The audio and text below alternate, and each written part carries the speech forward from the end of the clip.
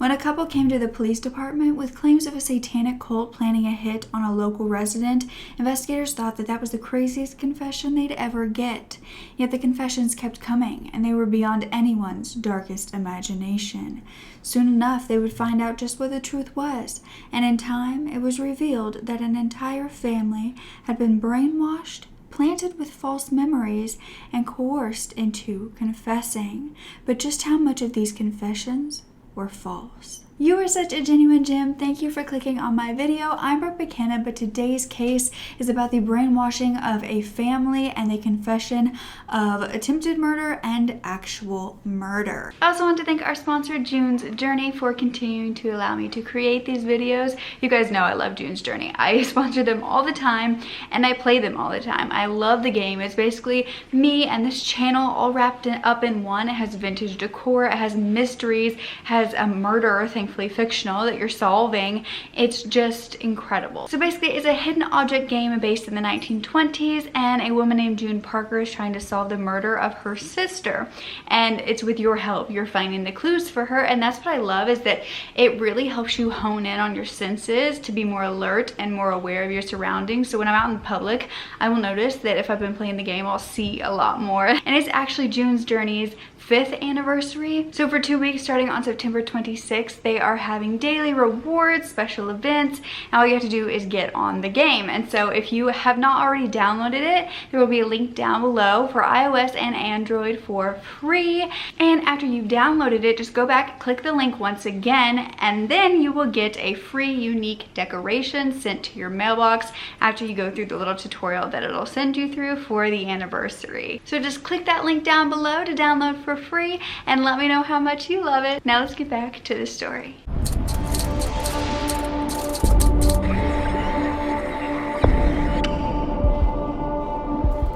So it was 2004 in California, and the Hamlin family lived in El Dorado.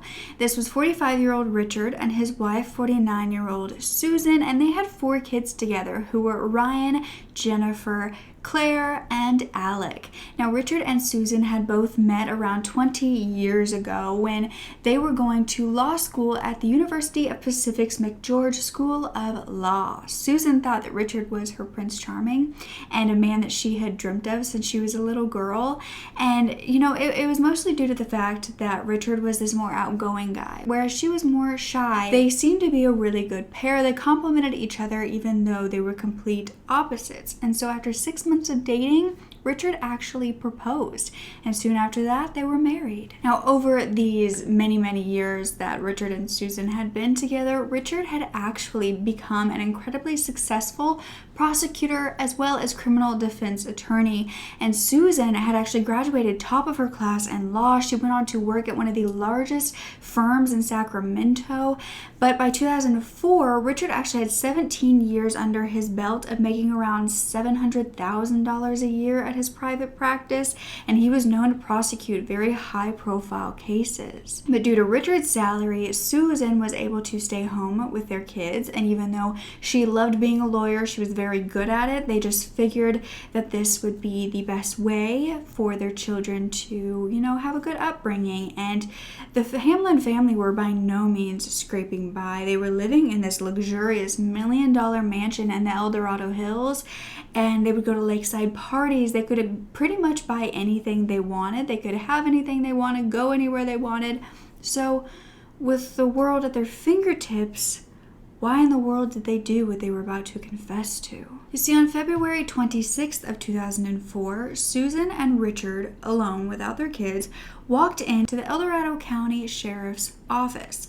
Now, officers were expecting that the Hamlins were reporting a crime that possibly they had witnessed or they had heard about or had happened to them, but they definitely were not expecting anyone to confess, especially to what they were about to confess to that was horrendous. It wouldn't just be one crime, though. The crimes that Hamlin spoke of would cover pages and pages of the officers' notes. It began with Susan's father, who was Dr. Sidney Seymour, who Susan had admitted had sexually assaulted her as a child and would often pass her around to his friends to do the same. Now, the police at first believed that this was a woman finally recovering her old memories, finally being brave enough to walk in and tell the police what had happened, with her husband supporting her. Yet the statements just kept coming and they were escalating. You see, Susan began to say that she then went on to sexually assault their 4 children and had done so for many years. But also that her father was involved in the sexual assault of her own children as well. And he, who was now a 71-year-old man, was also the leader of a satanic cult. She claimed that once when she was a child, her and her mother had tried to gather evidence against him of the satanic cult of the sexual assault and tried to go to the DA with this evidence, but they were caught, and Susan was taken by a private plane and reprogrammed where her father was doing work in a place called Indio. And that this had occurred in this building, and many others were there selling explicit films. There she said that she was held captive, she was deprived of food, light, sleep, subjected to electroshock treatment, and tortured while hung naked on a pegboard. But next would be the confession of murder and attempted murder, or the planning of a murder. Susan claimed that while she was at this building in Indio being tortured, that she had witnessed a little girl being killed. That one day she was wheeled in on her pegboard and she saw a little girl about 10 years old with dark hair in a cage, and that she watched as these men beat this little girl with a large club until she was dead. This was supposed to be kind of a threat to Susan for speaking out. Now, she claimed that this happened in 1982, which was 22 years prior, but the man that she had witnessed kill this little girl specifically was named Howard Milley, who was a friend of her father's and who had sexually assaulted her as well. She said the last contact she had with this man was in 2003, a year prior, and she also had a diary of all of this that had happened to her in her past. But that wasn't all that she was going to claim, because that enough was horrific and distressing to everybody who heard it. But Susan kept going, saying that this satanic cult that her father was in was still an ongoing thing, that she was a member of this cult, and that they were planning to kill her husband. This was going to happen in 3 days on March 1st, and that Susan was supposed to take the kids out of the house, and the cult members were going to go out back and stage a diversion in the backyard to draw Richard out there, and then they would actually go in through the garage with Susan's garage door remote to get inside the home, wait for Richard to come back inside, and then murder him there. The reason for this? Well, that was because he was known to be their Christian trophy, that if they let him live, he would cause problems for the Satanists, because it was his duty to be spreading light and the Christian way, and they could not have that. If this murder did occur and Susan allowed it to happen, Susan would become the high priestess in the cult after Richard was dead, meaning that she would have a lot more power because her father was also the high priest. She was asked why she didn't just divorce Richard, but she said that that would not cause her to become the high priestess, and she had to prove her worthiness in this cult. Right in front of the investigators' eyes, this wife was calmly admitting to the conspiracy to murder her husband while her husband listened. Investigators did not know how to handle this. It was far beyond anyone's wildest dreams or any of the insane cases that they had been a part of. And so they decided that they were going to separate the husband and wife to figure out, what they had to do, because either they were both going to just go home or Susan was going to be arrested for the things that she was admitting to. And so Susan was taken into a different room and they tried to speak to her there, question her further. And that's when they kind of noticed all of the bruising on her face and on her body.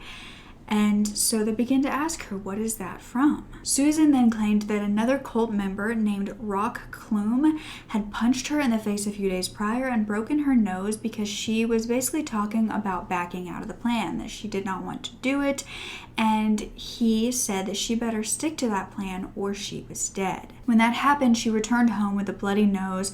She was already bruising up, and her husband Richard began asking, what happened? Why would somebody punch you in the nose? And that is when Susan began to admit to him about the cult, about the plan to kill him, and everything just came to the forefront. And soon enough, they were even talking about her childhood, which is how Richard was all-knowing at this point. Investigators found that Susan was shy and frail and did not look like a woman who would be involved in any of this really, but looks can be deceiving. And so, not yet knowing what to do with Susan, they let her go. And at this point, they both went home, but they would be going home to an empty house because their children were placed in child protective services and put in the foster care system until they could figure out what was really happening. Richard was super angry at this. He was fighting everybody to give his children back, but nobody would at this point. When Child Protective Services looked into the children and their past, their school, just everything that they were involved in, they found from school employees that all of the Hamlin children were often absent from school. In fact, not too long before these confessions were made, a daughter had come back to school after a little while of being missing, either Jennifer or Claire, I'm not sure which one, and she was asked by her teacher, well, where have you been? We've missed you, and that is when she said that everybody was at home to take care of her mother who had broken ribs. Was this another injury from a cult member? Investigators weren't so sure at this point, but before any charges were brought on, more questioning was needed. So Sergeant Tom Hogland became the front runner here, and he was very suspicious of everything that Susan was saying. Something just seemed very off. She was a lawyer too, and a good one at that, so he knew she wasn't just bringing in these false confessions or just saying these outlandish things to get attention, because she knew what the consequences were of confessing to especially conspiracy to commit murder. So Sergeant Hogland knew that what she was saying had to be the truth, but it just didn't make sense. 2 days later, Susan was back in the interrogation room, but this time her entire story flipped upside down. You see, she began to say that everything she had said before, she needed to recant, because she only said it because she was afraid of her husband. That no cult member had punched her in the face, that it was him, and that the only reason she had confessed was because she was afraid. But looking at the couple, Richard had no criminal record. There was nothing prior to show that he was violent, that he would be involved in any of these crimes, whereas Susan had actually been charged with child endangerment in 1999. I could not find more about this,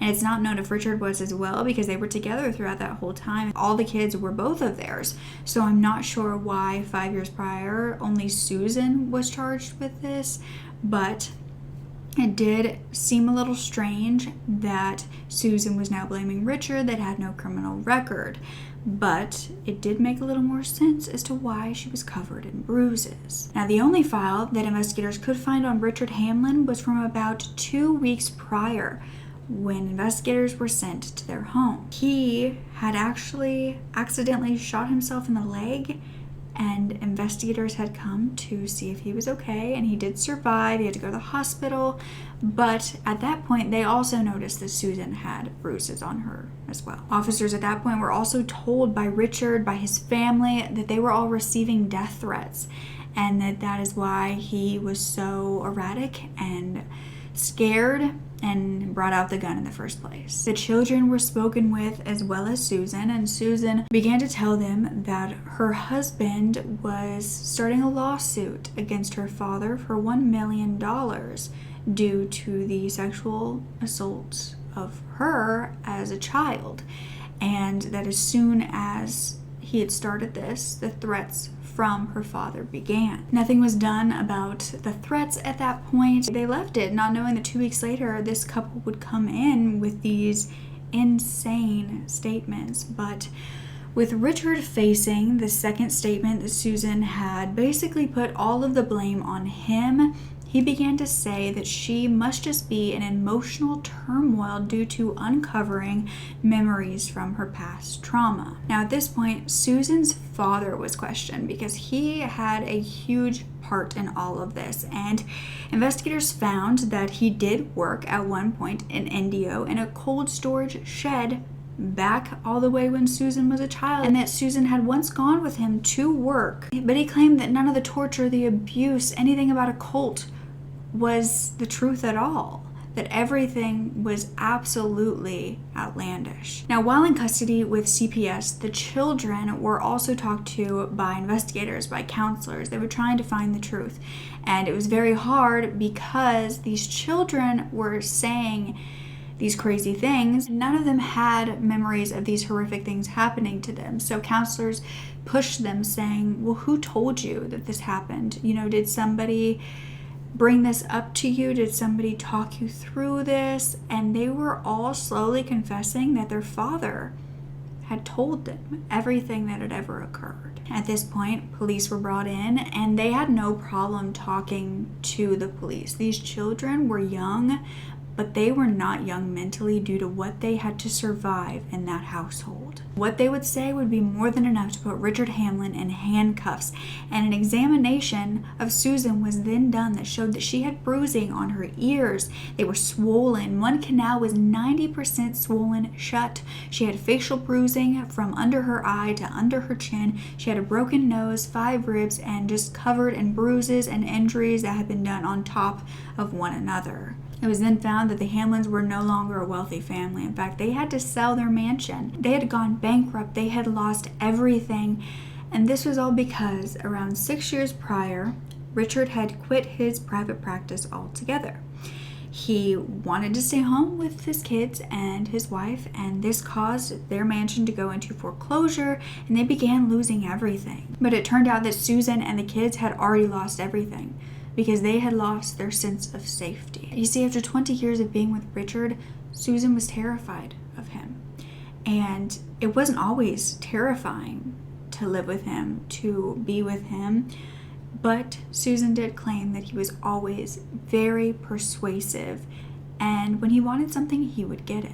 This is exactly why Susan actually quit working as a lawyer to become a homemaker, not because that was her dream, not because that's what she wanted, but because Richard thought it was a good idea. So she left her entire career because Richard wanted her to. She didn't feel like she had a choice when it came to different decisions that Richard already had his mind made up about. She said that she started off as a very strong, independent woman. It's not that she lacked confidence. It's not that she let Richard walk all over her. It was that the abuse was very slow, very manipulative, and she didn't even realize it was happening until it had escalated far further than she could handle. When Richard quit his job randomly out of nowhere and also didn't let Susan get a job to help support them, he put the family in danger of homelessness, of no food on the table.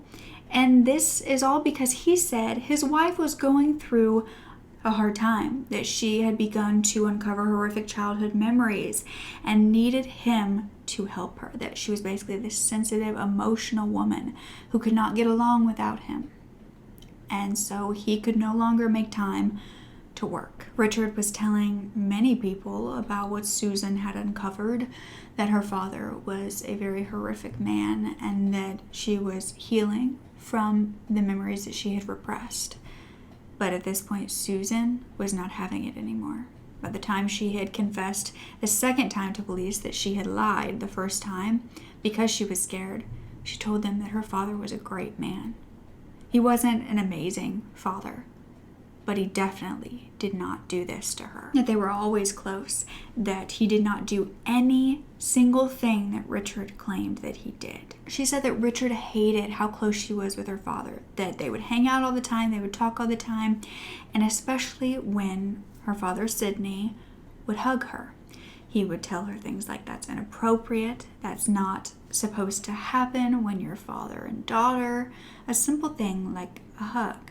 She would tell him, this happens in my house. We have always been close. We have always hugged. It's not weird. It's just how we show affection to one another. But he continued to push that something was very wrong with her father. Now, when they were at home together, Susan began to realize that Richard would be very forceful about time in the bedroom and that He wanted her to be ready 24/7, always in lingerie, and that if she did not want to, he would say things like, "You must be sexually repressed due to what happened in your past." That this is what her father had done to her, and they needed to find a way to work it out so that she wasn't so prude. At first, Susan was saying, "You are insane, this did not happen," just kind of brushing him off, being like, "Stop saying that." Because, of course, having your dad accused of something that he didn't do is going to upset you. So Susan was just insistent that that did not happen. But in the same way, Richard was insistent that it did and would not stop bringing it up.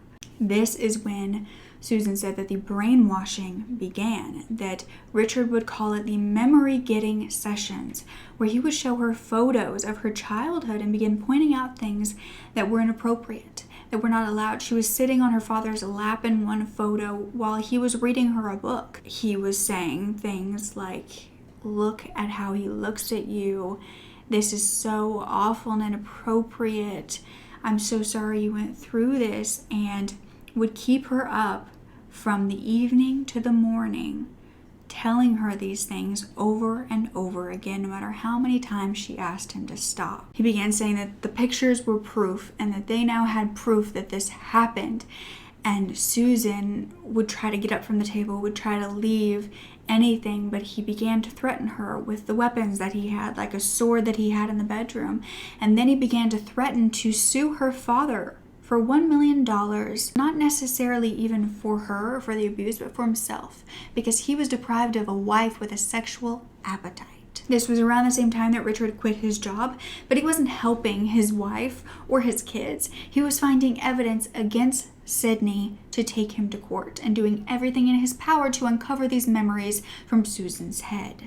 The brainwashing turned into interrogation and intimidation, and until Susan admitted that what he was saying was true, she was not allowed to leave that chair. Her constant fight against Richard led to physical abuse. She ended up with a dislocated jaw, broken ribs, bruises. She was punched, slapped, pistol whipped all over her body every single day. Richard then began to bring a gun to bed and hold it against her stomach while they slept, telling her that he would kill her if she tried to leave in the middle of the night. Throughout the day, he would wear it on a holster to make sure she knew that he was still in charge. At one point, Susan did try to leave with all of her kids, but her oldest, who was a 16-year-old Ryan, would not leave. And so she was begging him to go. The kids were begging him to go because the other kids were actually told by Susan, your dad's coming home, he's angry. And they were all more than ready to go. They were saying, "Hurry up, Ryan, we've got to go. He is angry." They were scared of him. But Ryan was saying, "You don't turn your back on Dad because he'll make it even worse. And he'll be even more angry if we leave him." So he refused to go. And Susan had to make the heartbreaking decision to leave her oldest behind and to take the other little kids to a hotel. After staying in a hotel for a while, Susan had no more funds to stay away, so she had to go back. And by this point, Richard had completely lost it. He began believing that everyone who came to their door was a member of the cult trying to kill him, and he began to threaten them instead. And in fact, 2 Jehovah's Witnesses had come to the door. Susan had answered. They had, given their usual spiel, given a pamphlet, but Richard came flying down the stairs saying that they were trying to kill him. So he went after them with his gun and ended up coming back with a gunshot to the leg because he'd accidentally shot himself in his chase after these women. And this is why the police were called at that one point, but he did not tell the same story to the officers that he did to his children. You see, his children were told that he was shot by members of the cult that were after them. Because you see, Susan was not the only one being brainwashed here. Thankfully, on February 28th, 2 days after Susan made her first statement to police, police went to the family home and arrested Richard.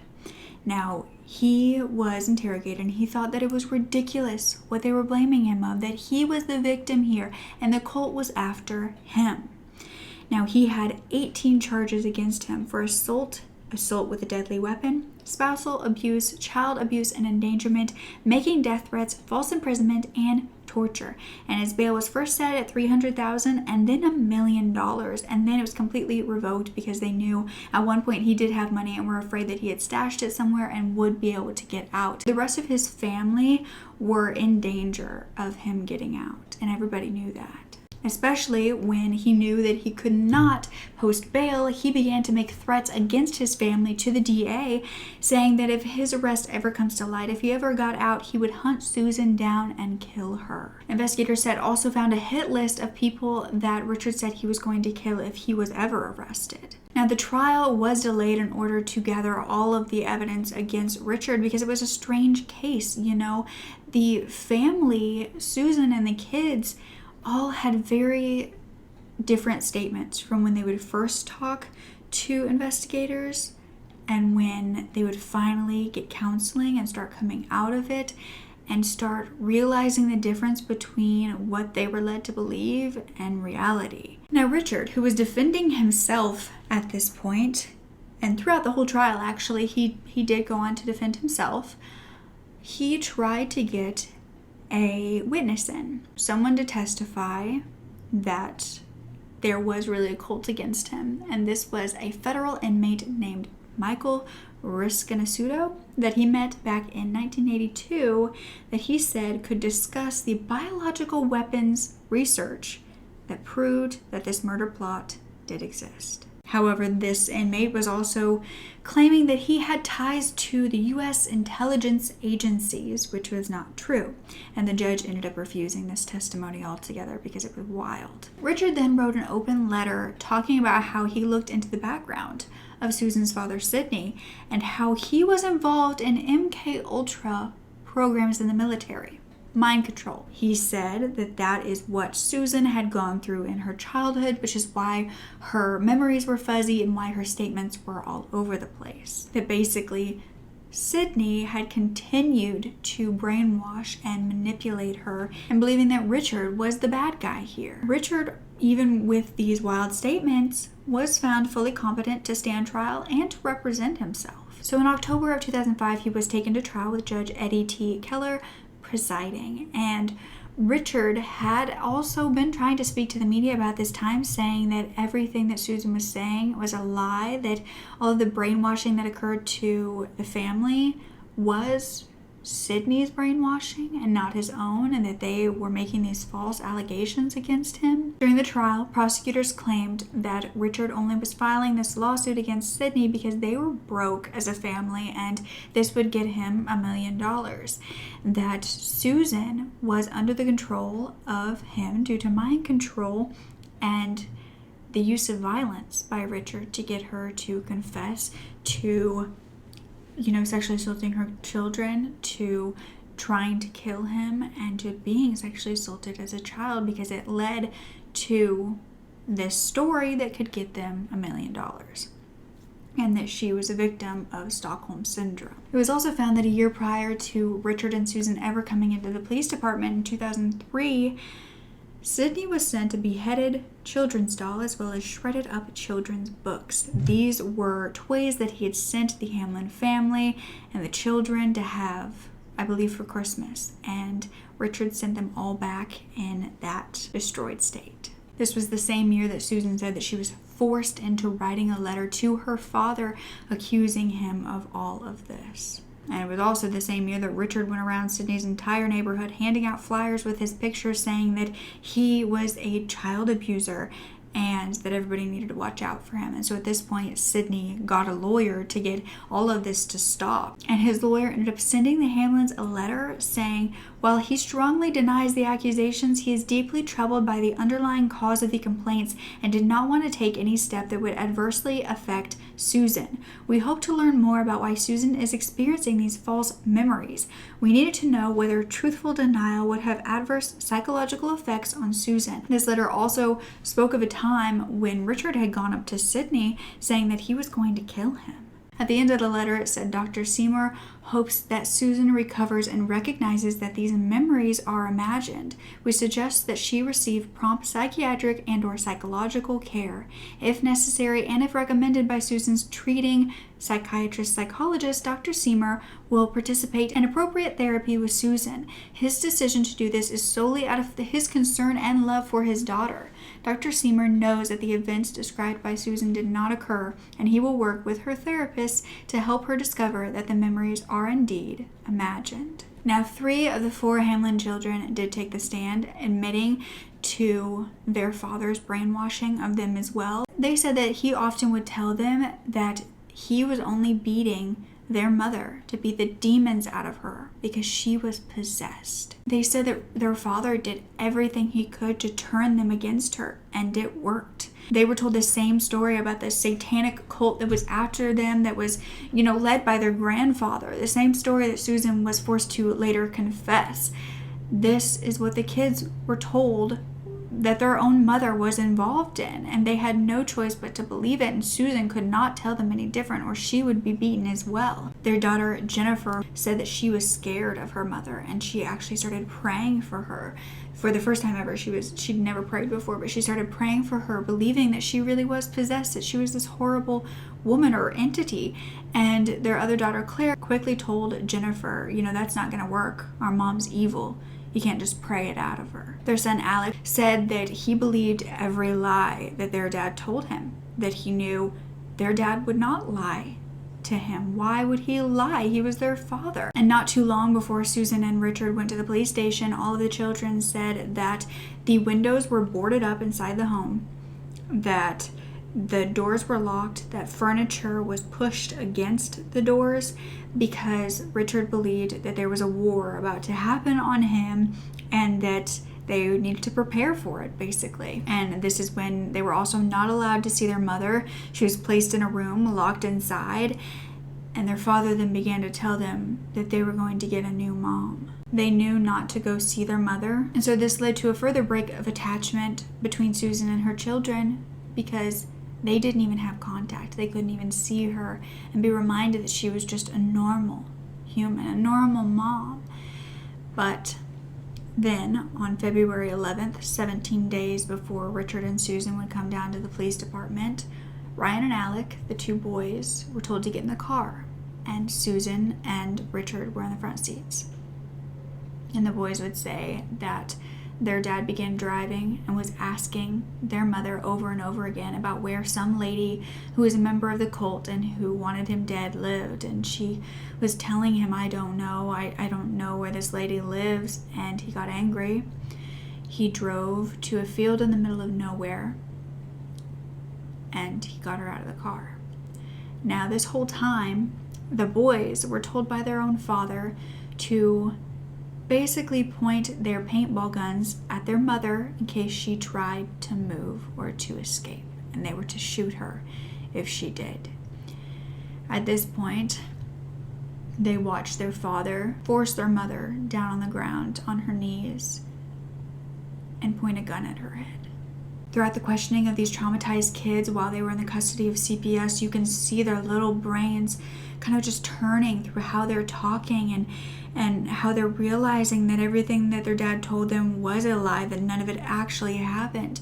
And then the realization of how horribly they treated their own mother. And it all starts sinking in and they start feeling horrible. Now, Richard Hamlin was his own lawyer, like I told you, and he told the courtroom that his wife was abused by her father and that she was a liar with emotional issues, which is why he had to quit his legal practice, that she was basically so much of an issue that he couldn't even work. He said he was not an architect of some phony claim and that he never beat Susan. It was all the cult. But Susan testified because she was so much stronger at this point.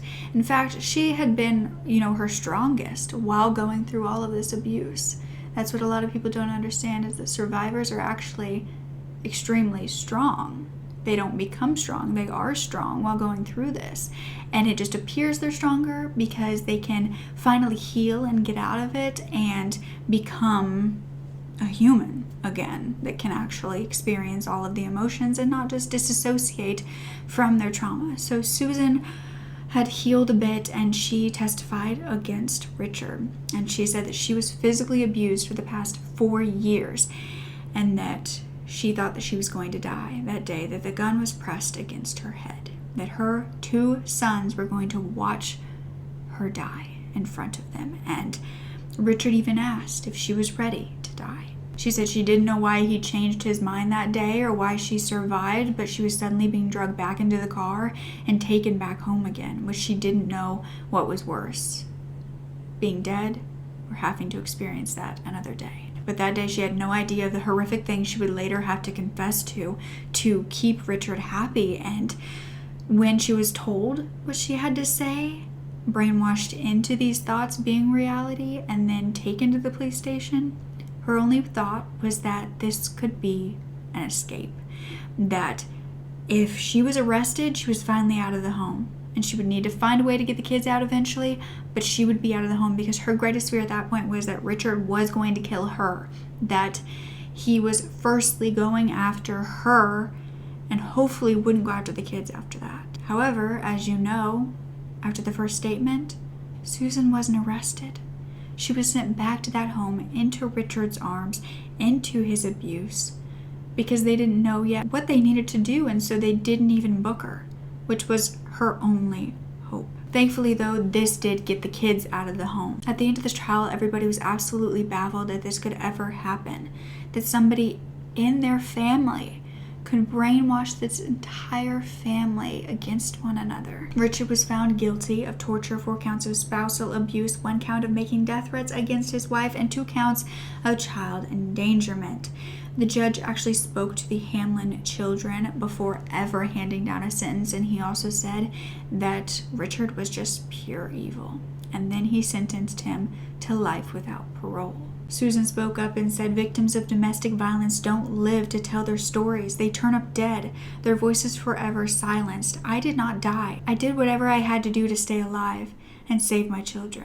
I am a survivor. When Richard was finally in custody, Susan did begin to fight to get her kids back in her custody through the foster care system, and she was doing this because she loved them, but she was terrified that they wouldn't love her back because they didn't, because of their father's brainwashing. They thought that she was this evil monster, and she was afraid they would feel the same, that they wouldn't even want to live with her. But eventually she did get them back, and they all came running up to her, hugged her, and were apologizing for how they treated her. And it wasn't their fault either.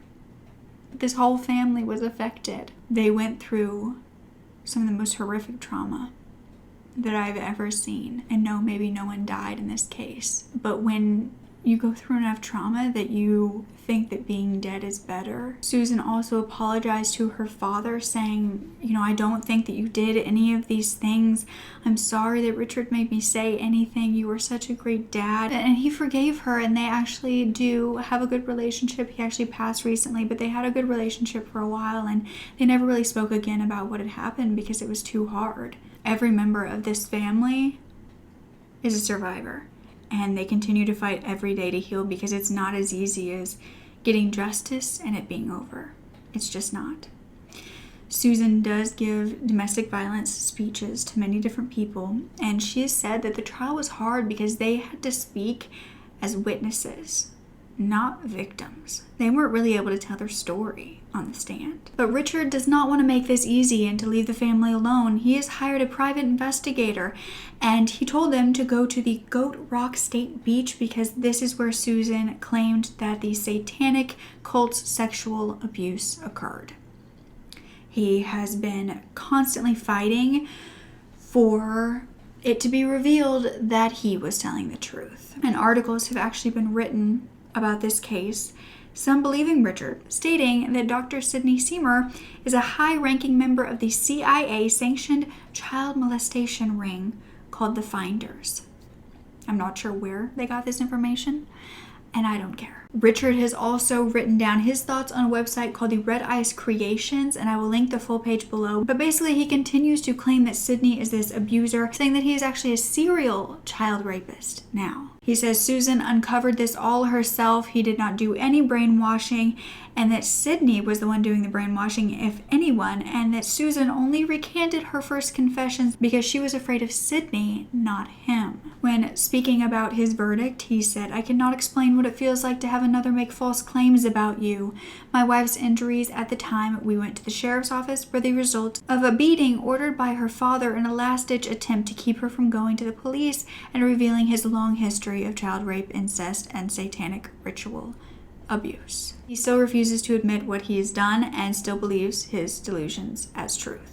Susan continues to say that none of this is true. Now, at a parole hearing in 2011, Susan and the kids attended to make sure that he wasn't released, and their son Alex told the judge if he gets out, it will not be him sitting in that chair. It will be me. He was angry. Everybody was angry that this was even a possibility. Susan said if he is released, the public would be subject to his lies and manipulations, and that his newfound faith means nothing when he used the church and the Bible to support beating her. Thankfully, this was denied, and then the family was told that due to a Marsy's law, they wouldn't have to worry about him being eligible for parole for another 10 years, meaning at least until 2021. You see, Marsy's law is actually for the rights of victims in California, and one of those rights being that the safety of the victims and the victim's family is considered, and the release conditions for the defendant, as well as the ability to be heard during all the proceedings, as well as many more for the victims. This law came to be due to the stalking and murder of Marcy Ann Nichols, who went by Marcy. She was killed by her ex-boyfriend when she was 21 years old. And a week after the murders, the day of the funeral, the family was coming home. They decided to stop at the grocery store to grab a few things, and her family members got in line with their daughter's killer because he had been released. He had posted bail the day of her funeral, only a few days after being caught, and they had not been notified. Due to this injustice, Marsy's law was created in 2008 by Marsy's brother. However, this law did not stop Richard from being granted a 3-year advancement on his next parole hearing. Richard's next hearing would then be in 2018, and the board received hundreds of letters from the public demanding that he not be released. He was thankfully told that he would need to serve another 7 years. Susan and her kids are just hoping that he doesn't try to fight this, try to appeal the case, because it is re-traumatizing for them to have to constantly go in and make sure he's not released and worry about if he's going to be back on the street again, if he's going to try to kill them, because he had made threats against them when he was first put in jail, and they don't believe that anything's changed. Susan actually decided to publish her first book about what she had gone through, but it's actually called A Guide for Family and Friends of Someone Living in Domestic Violence. Susan has spoken out many times in different TV shows and interviews, but she has made it very clear that it's not something she likes to do because it's not easy. It's literally reliving something that you wouldn't have wanted to live in the first place. And she does get very emotional, and you can just see how much of a survivor she really is. I mean, listening to her talk, you cannot believe a word that Richard ever said. And, you know, we cover a lot of manipulative people on here, a lot of people who can get you to believe exactly how they want to be portrayed. But you can just tell that Susan is a woman who deserves to just live in peace at this point.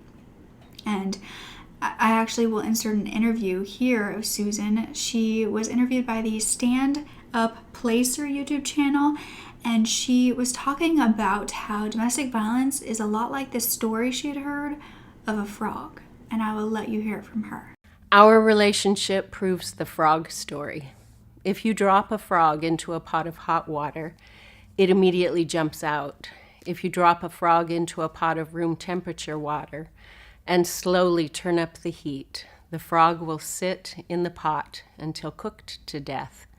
The change in temperature is so gradual it is not noticed.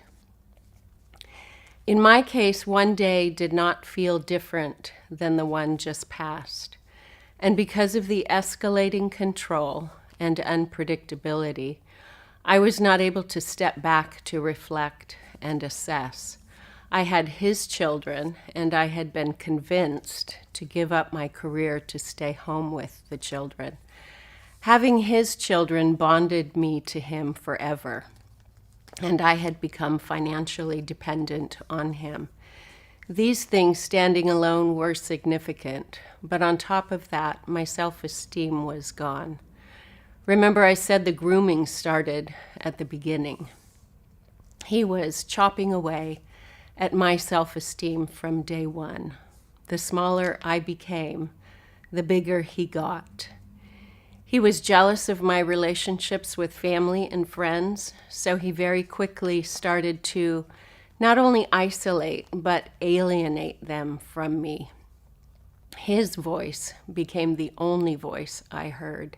You know, I don't really think discussing whether Richard and his claims were true, whether Susan was lying, I don't think that that's even appropriate in this case. You can just see how delusional Richard was.